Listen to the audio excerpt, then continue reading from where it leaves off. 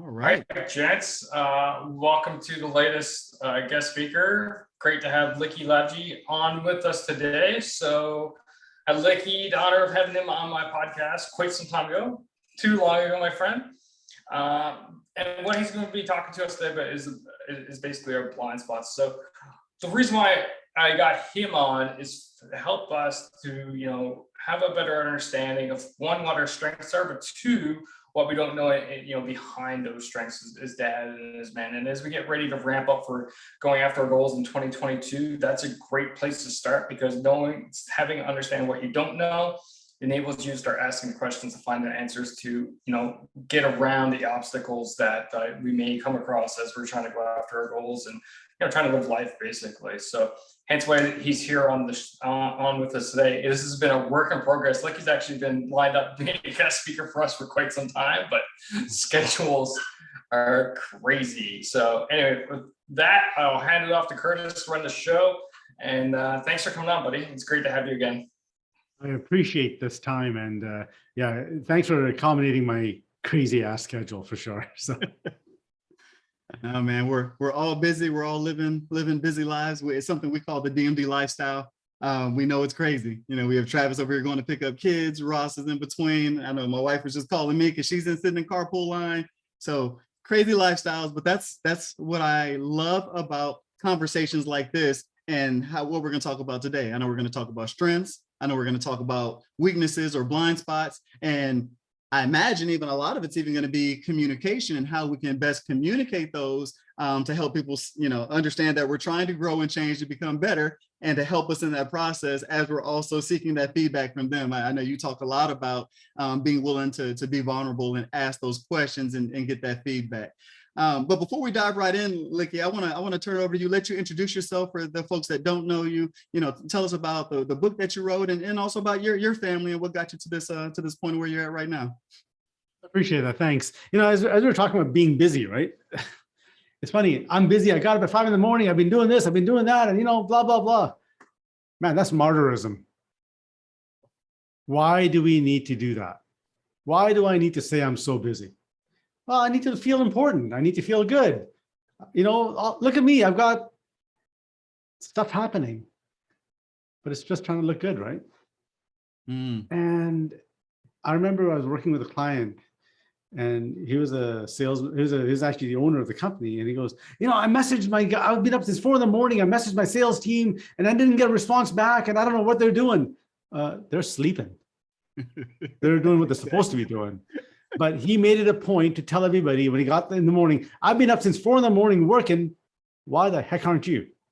And that's the pressure that we put on ourselves, right? It's that we do things, and as dads, and so it's funny you say this is about a dad's community. Mm-hmm. I call it the executive of the family, the CEO of the family, right? And the CEO of the family, the dad, we are in this. We've got to have our stuff together. We got to show up. We got to support. These are all the narratives that we've been having.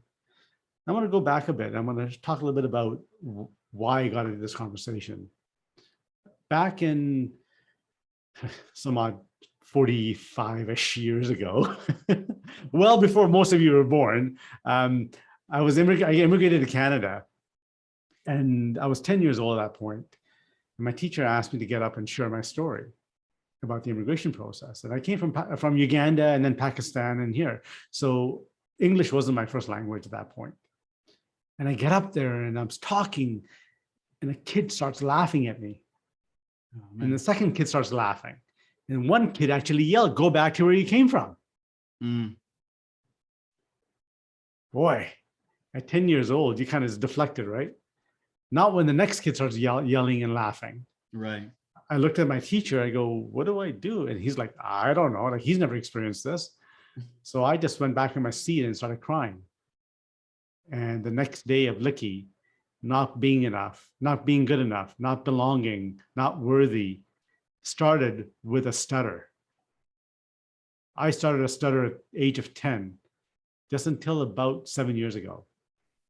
So I carried this, I'm not good enough, I don't belong narrative for just over 40 years. Wow. But that wasn't it. I don't belong. I'm not good enough. In grade 8, I went into school and I got beat up and I was bullied. So I had to build this facade that I'm strong and I'm going to do this. And I remember I walked into 7-Eleven once and I turned around and the guy punched me in the face.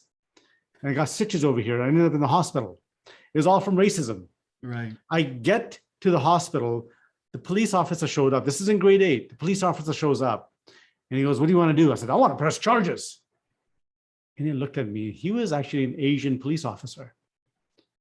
And he looked at me. He goes, "Listen, I want to tell you something. You need to go to school tomorrow and you need to beat the crap out of that kid. I don't care how you do it. You need to beat the crap out of him. That's the only way you'll stop this for yourself." Wow. So I go to school and I just turned and wail, adrenaline, right? Right. Just wailed on this kid. I got suspended. I got into so much crap, but I never got picked on again. But look what I had to do that. Right. I still didn't belong. Grade 11 came around. I dropped out of high school. I went into I wasn't a good kid at that point. Met up with the wrong friends and I Right. went down the wrong path. But I've had 7 successful businesses since then. So school wasn't my thing. Right. So my narrative could be I'm a high school dropout or I learned differently. And you can see behind me, I've got all these books. I've written a book. I can read, I can write. I'm okay. I can get by. Exactly. Got the basics. I can speak. But one thing you're probably noticing right now is I don't have a stutter. Exactly. So 7 years ago, I sold my IT company and I woke up literally like that picture behind you is very calming, but I woke up on a beach very similar to that. And I was depressed. I had no life. I had no passion. I called up my coach and he goes, "Well, Likky, you're not talking to people. You're not helping people. You need to go do something." So I called up a really good friend of mine, Bob Berg. He's the author of the book called The Go-Givers. Mm-hmm. And he goes, "Come and see us and become a speaker for us." I said, "I can't be a speaker. I got the stutter."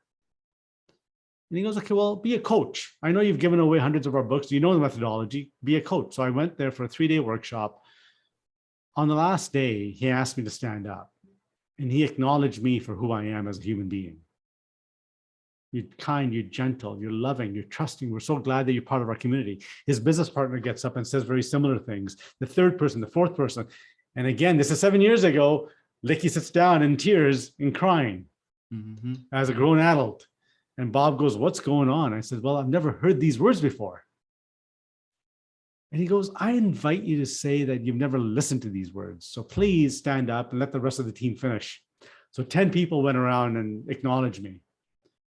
I had this sense of lightness. I get on that flight from Orlando to Dallas, talking to the passenger next to me for 2.5 hours without a stutter.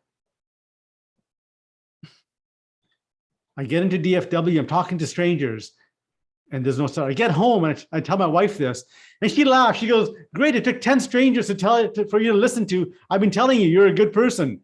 You're good. I just didn't listen to the words that were coming my way." Wow. The moment I heard those words, the stutter went away. Just think about the crap that we hold on to, the blind spots that we hold on to, the perceptions of what happened to us in our childhood that we hold on to make us who we're not. Mm-hmm. So once I let that go, it became an incredible life. And I get to stand here and talk to people like yourselves now without a stutter and share the story. That's amazing. That's amazing on so many levels. Wow. Oh man. No, thank you so much for sharing that. You're welcome. And as a dad, one of the things that I had a real hard time on was trust. Mm-hmm. Do I trust myself? Do I trust others? And I had to do some real work. So in my book, the first chapter is all about trust. And my story is in there, but I'll give you a quick version of it. When I was 3 years old, my dad passed away. When I was 5, my grandfather passed away. The two men that really took care of me and loved me. At 16, my best friend passed away in a car accident. At 40, my favorite cousin passed away in a car accident. So I'm like, why do I need to trust anybody? They're going to die anyways. So I'm not going to trust anybody. Right. I had a hard time attaching to people because I'm going to lose them anyways. So what's the point? I don't want to hurt myself. But when my daughter was 3 years old, I did the same thing to her. We went on a trip to Tofino, which is a seaside community just on the Vancouver Island coast here. And we stopped off for lunch, and it was Subway. And I remember the door opening up and my daughter bolted out into the parking lot. And all I heard was screech. And a car misses her by an inch. Father doesn't forget that. Right. I ran out to grab her. I picked her up. But I forgot these key words. I said, I'm never letting you go. For 12 years, I held her so close to me.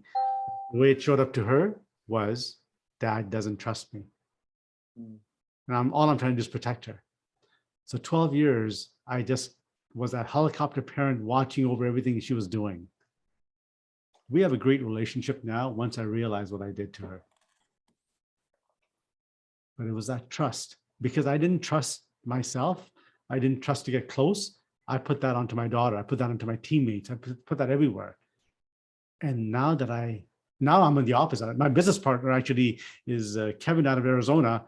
I met him for the first time last week. We met during COVID and we became business partners. He is an ex-con. Think about this. He's an ex-con. I haven't met the guy. He collects all the money. So I do trust now.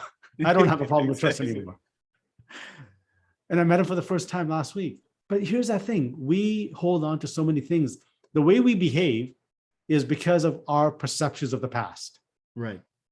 Now we want to talk about having a kick-ass 2022. What the heck is in your way that's stopping you from becoming a kick-ass 2022? Right. Let's figure that out. So I've done some work, and I'm going to just share something on the chat window, and maybe Scott and Curtis, you guys can maybe share this. I'm going to put 2 links on here. I do a lot of coaching around helping people find their blind spots. Right. But it would take 2-3 sessions, and it's very costly, to get coached. So we decided that we need to come up with an easier way of having this conversation for people. We launched a free assessment for anybody. And it's right here. I've just given you a link, and take the assessment. And within 4 minutes, you're going to see what your blind spots are. Yep. Some key blind spots. Now that's the impetus of you being aware, saying, oh yeah, that makes sense. Okay, good. These are my blind spots. Great. I need to work on that. Easy. And then we also have something called BS Thursdays. So I call them Breakthrough Thursdays. Every Thursday morning at 8 a.m. Pacific time, we talk about blind spots. Again, no charge. We just want a community built so that people can talk about their own blind spots and become better people. So this is our way of giving back to community. Amazing. Amazing. I love it. Yeah, I pulled these up, so I'll share these out with the larger group. Ross, I saw that you had unmuted earlier. I think you were going to say something. Did you have a comment?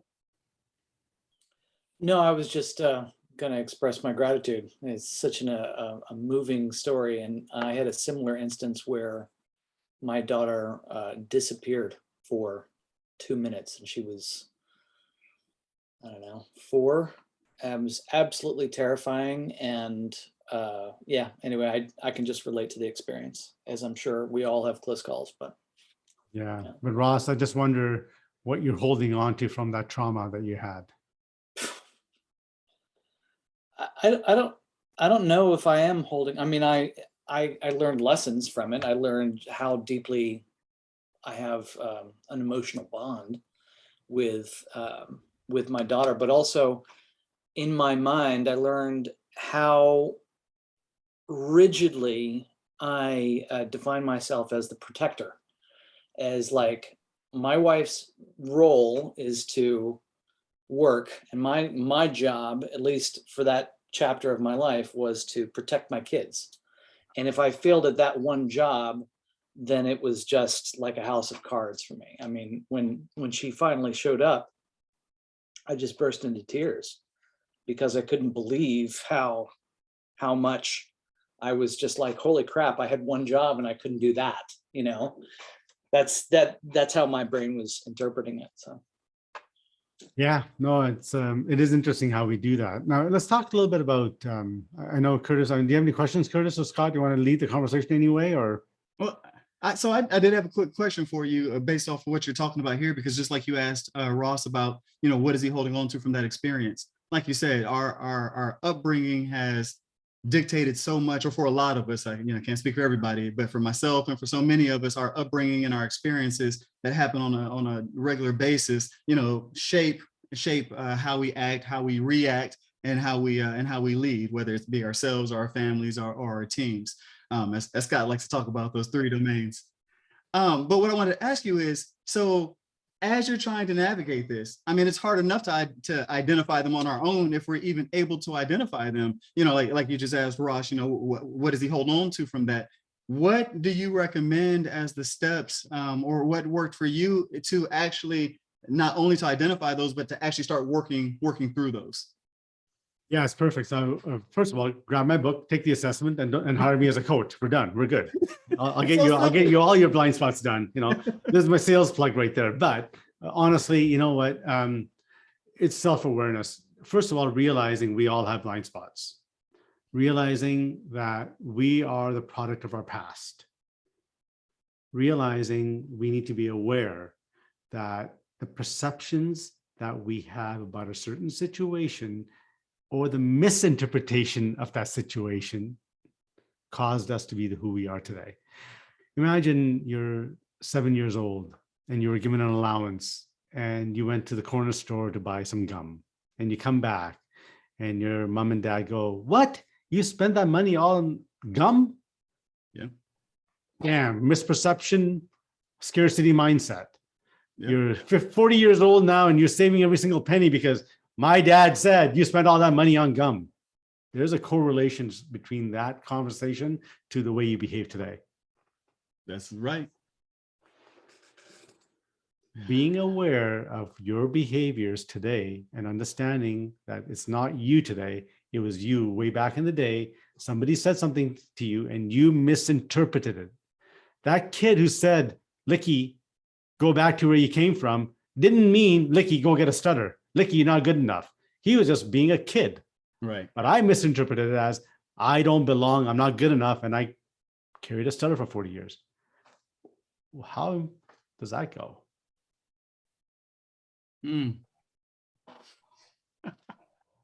So we as human beings have such a hard time looking in the mirror and looking at our own blind spots. We don't do that.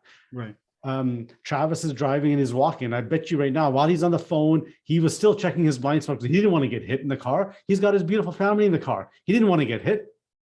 But if I ask him right now, "Have you looked in the mirror to look at your own blind spots?" He'll say, "Heck no, I ain't going to do that." Right. Why not? Now, what I did and my impetus there was, I had a coach. He helped me through it. But one trick he showed me, and this happened just a few years ago. I asked my key inner circle people, "Hey guys, I need to know something. How do I show up when I walk into a room? Or what's your first impression of me when you first meet me?"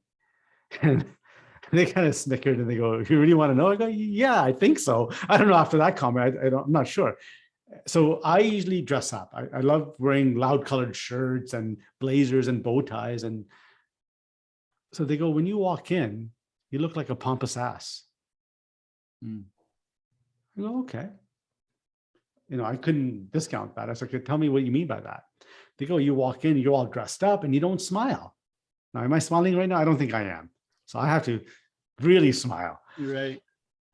But that's because I think I had bad teeth, so I don't smile. And apparently I don't have bad teeth. They're okay. So I should smile, but I just don't. I'm just so used to not smiling. But imagine dressing up, not smiling, and you walk into a room, you look like a pompous ass until you speak. Then you're warm, caring, and gentle. Right. Will you ask your inner circles, "What's your first impression of me? How do I show up in a room?"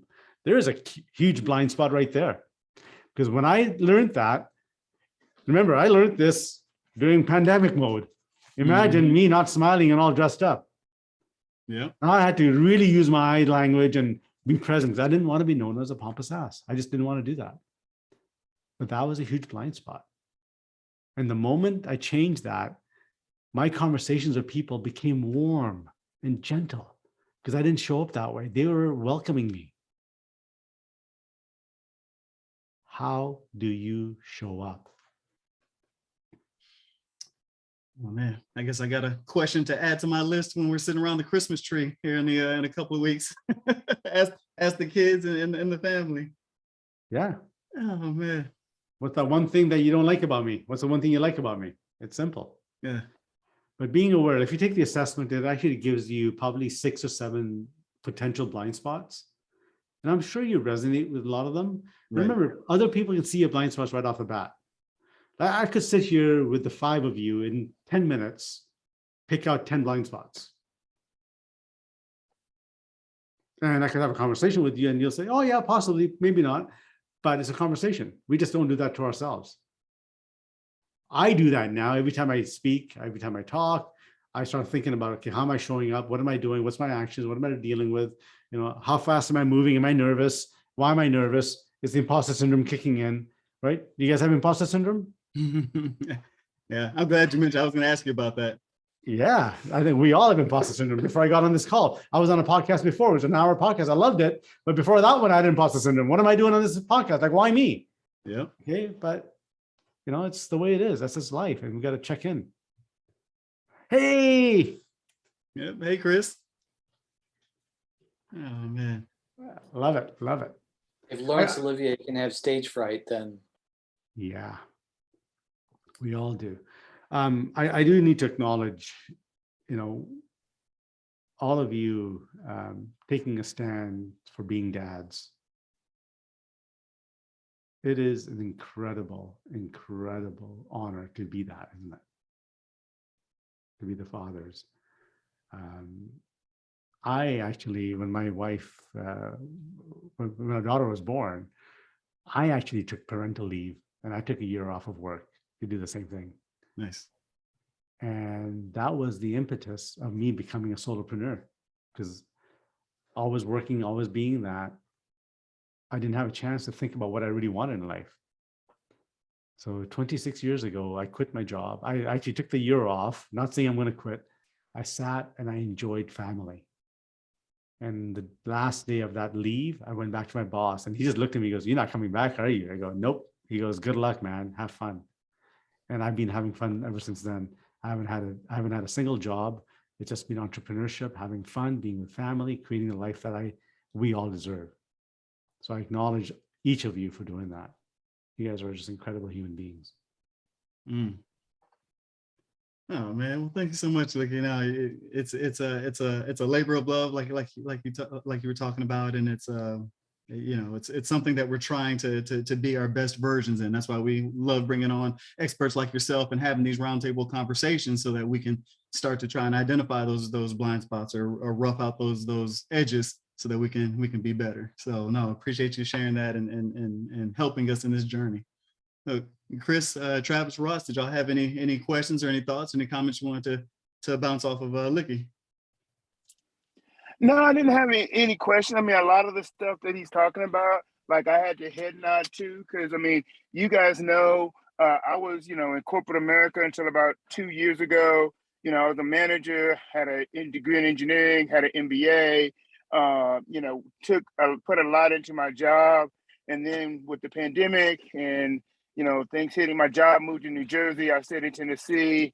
The pandemic hit. I was a stay-at-home dad strictly for 2 years, well, for a year and a half. And, you know, now I'm out here building my own business, but still, you know, I got my boys in the backseat now. They're headed to piano lessons. But just trying to figure out how do I put, you know, my wife is a doctor, you know, she's the main breadwinner, but I'm still trying to do something on my own, but just replacing that sense of fulfillment that I got from my work and that sense of purpose. You know, it actually took me going to therapy. So I'm still in therapy with my therapist now, you know, working through that. But I knew that was probably showing up for me as a huge blind spot because I was not happy being a stay-at-home dad. I hadn't accepted the role. I just felt like a failure instead of seeing the positive and being a dad and staying at home. And so it really, and like, you know, DMD plus and therapy, has helped me work through that tremendously. So, I was, listening to, Likky, and, I was nodding my head as to a lot of things he was saying. Thanks, Travis. Thanks for acknowledging that. And you and I shared a very similar path. March 18th, 2020. About 68 engagements got canceled. I'm a keynote speaker. I travel. 68 engagements got canceled overnight. Zero revenue, nothing in the books for the rest of the year. And I've been the breadwinner for 30 odd years. We've been married 32 years. I've been the guy working. And my wife comes into my office and says, "It's time." I go, "What do you mean?" She goes, "It's time for me to go to work.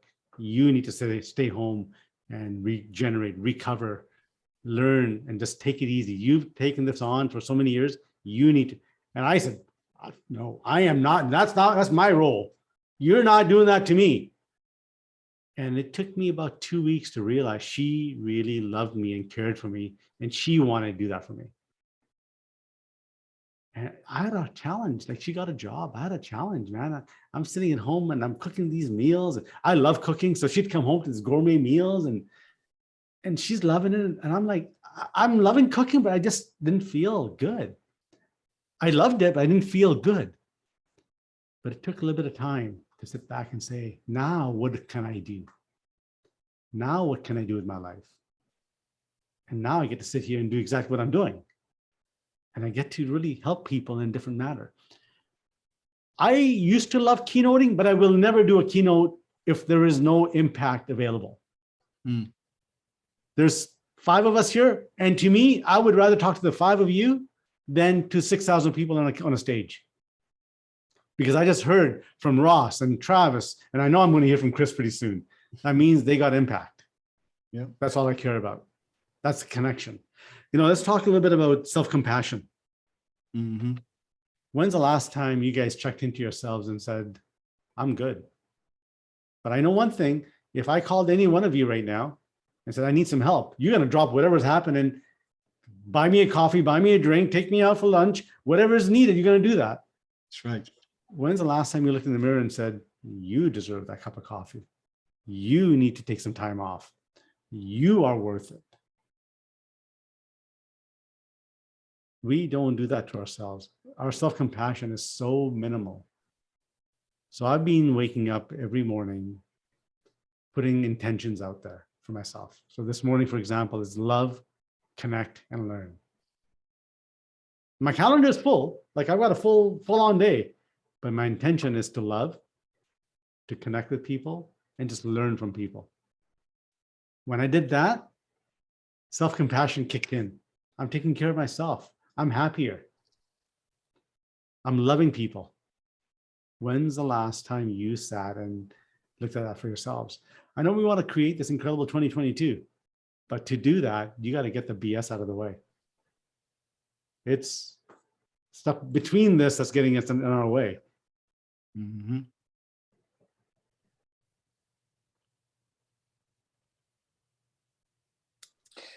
I just jump in for a second? Please. I went to a leadership training course some years ago, kind of like Landmark. Oh, yeah.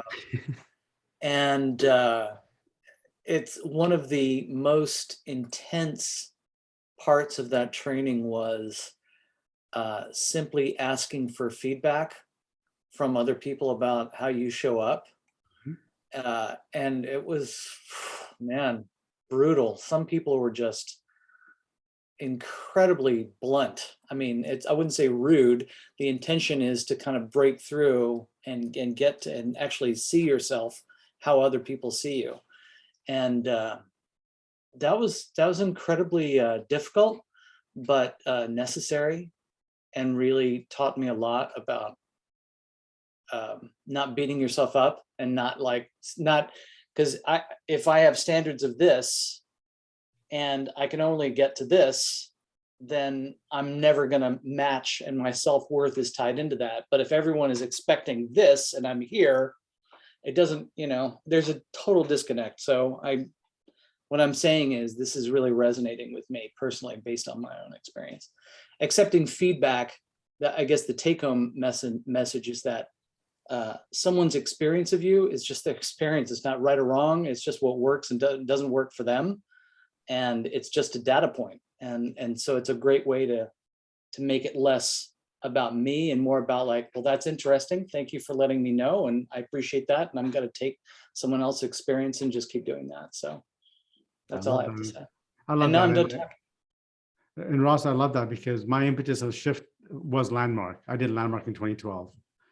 And that's when I realized who I was, what I didn't know about myself, right? You don't know what you don't know. And that was a big key. So we take the Landmark methodology of that, digging deep into corporations and human beings right now. That's why I'm glad you resonate with that. Asking for feedback is huge, but being objective about asking for the right feedback is even better. And then listening to it and then doing what you choose to do with it is even more powerful.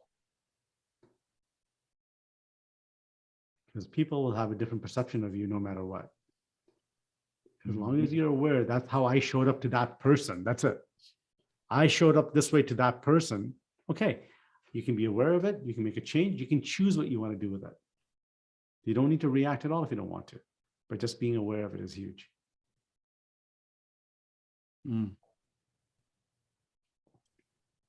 I love what you're talking about with the self-compassion. That's going to be one of those big things we've been talking about, that because like you said, I think that's a great place to start as we're trying to identify goals and trying to figure out, what's our like Scott was talking about the other day, our big, hairy, audacious goal. But like you said, a lot of times, even before we can start to identify some of those things, and we might have to get past some of those landmarks that are right in front of our way to begin with. So here was one of the questions I wanted to ask, and I know we run into this, I'd say pretty frequently, a lot of us. Our spouses are typically, pretty type A personalities. They're used to running a trauma center or running the surgery, or like my wife works in the emergency room, so she's used to making, quick decisions and telling folks what needs to be done, and there's not that there's no questions about it, but she's good at taking charge and calling those shots in that spot. Something I know several of us have talked about, and I've run into myself, is we're living life, we make mistakes. We say, we have the best of intentions, but it doesn't always, of course, turn out the way that we wanted it to. And so then I try and humble myself, even try and apologize. Hey, you know what, dear, I'm going to do better. I recognize that I should have done this. Here, for instance, I'll be perfectly transparent. Holidays, crazy schedules, like you said, not trying to be the martyr, but I haven't been honoring my work schedule and my work-life boundaries like I should. I've been, working from home, working remotely. So been down here doing stuff a lot longer than I needed to. She's pointed it out that it's a challenge, and I said I would, fix it, but I haven't.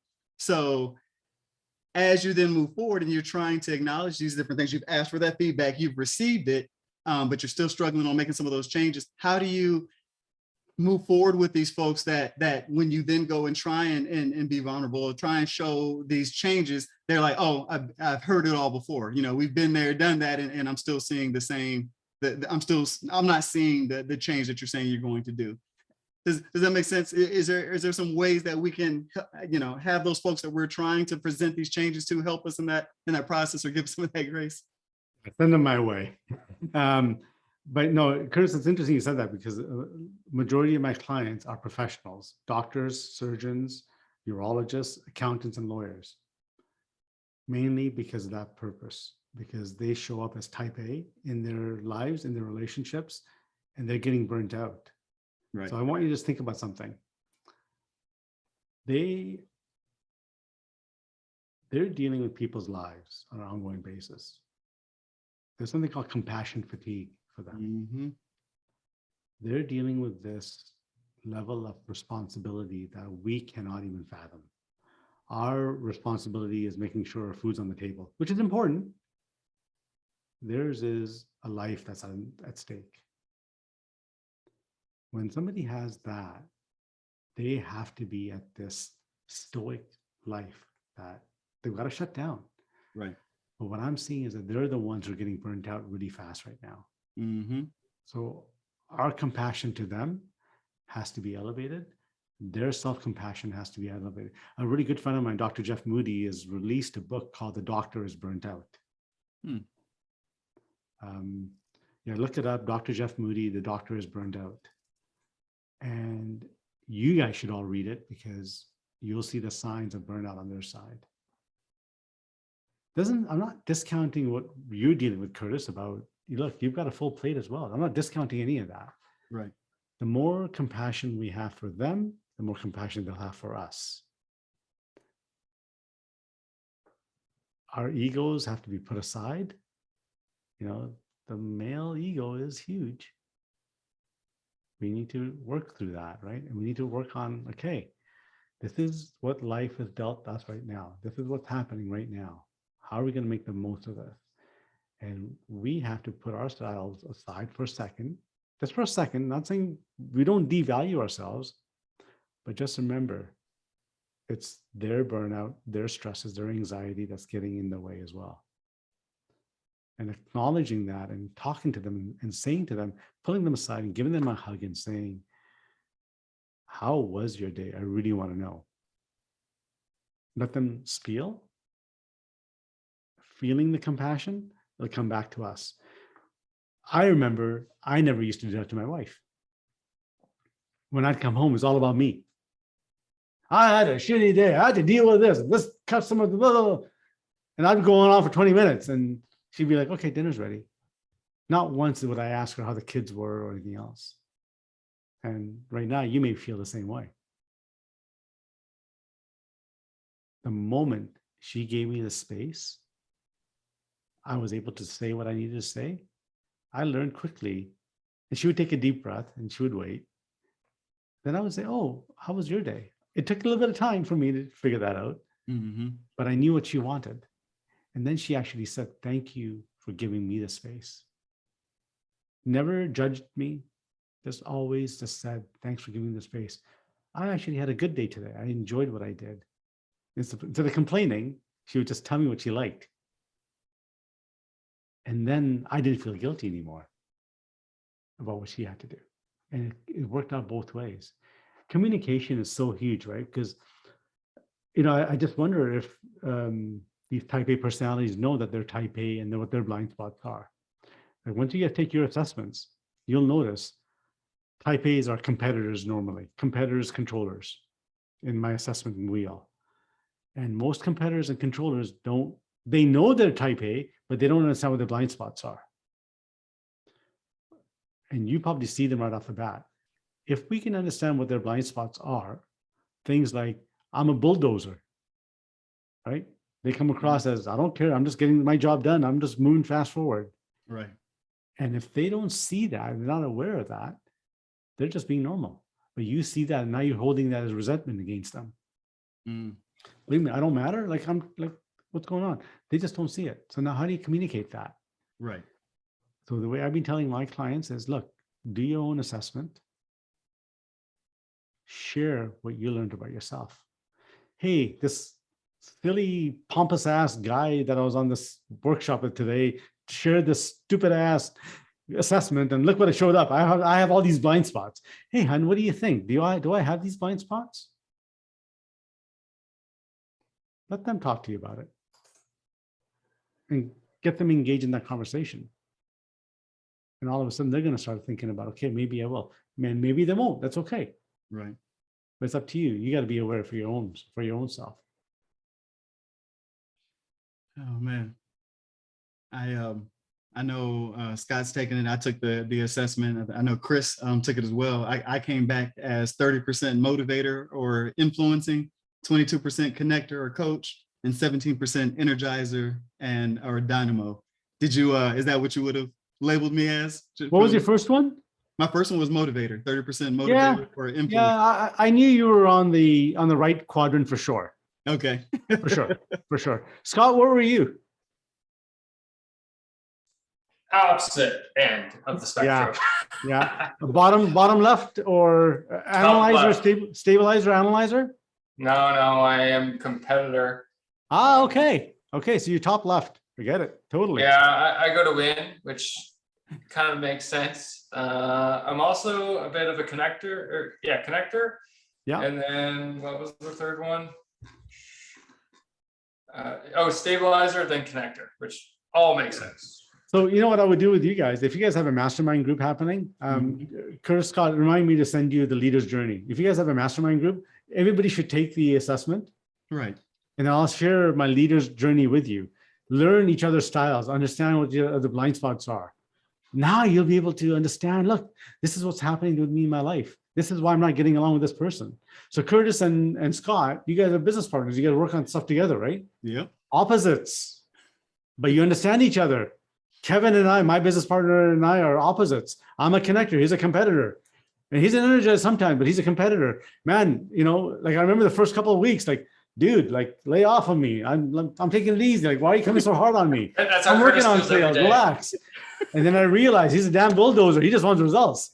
Then he realized that, and he backed off a bit, and I leaned in a bit, and I started giving him more information. So now we get along really well. Imagine doing that with our spouses, right? Yeah. Scott and I were literally just having that conversation because I was like, man, Scott, I appreciate you, picking up a lot of the stuff that falls off the wall because I'm throwing so many things at it. Yeah. If I could show you my wall there, I've got a bunch of stickies. And I am a visionary. So quick story before we wrap up here. My wife is an analyzer. Okay. I'm a connector. I'm a storyteller. She's a detail-oriented person. So I'd phone her up and say, look, I'm burnt out. Let's go on a holiday. And she'd say, okay, great. Next day, I get this. I say beautiful, but it's not beautiful. I get this 30-page email about the sand and then the water that we're going to be at, the Michelin five-star restaurants, and the volcanoes got this lava coming down. And I'm like, I don't really give a crap. I just want to go on holiday. And now, and we wouldn't go because she wants me to read 30 pages. I don't read 30 pages of emails about a holiday. Tell me where, when, and how much. I'm signing the paperwork and going. So now when we communicate, she sends me a subject line, Hawaii, 12 days, X amount of dollars. And then the 30-page email, and I actually read some of that 30-page now because she got my attention. And I'm the vice versa. I'll be driving around and I'll see this 67 Mustang. And I'll say, look what I just saw, the 67 Mustang, is cool red one. And she's like, oh God, here he goes buying another car. No, I'm just throwing stuff on the wall, see what sticks. I'm going to see if there's an opening that maybe I can buy that car. Maybe I can. I'm just seeing what sticks on the wall.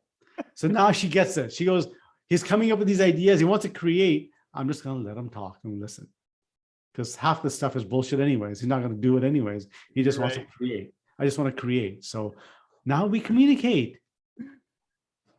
I love it. I love it. Chris, you took the assessment too, right?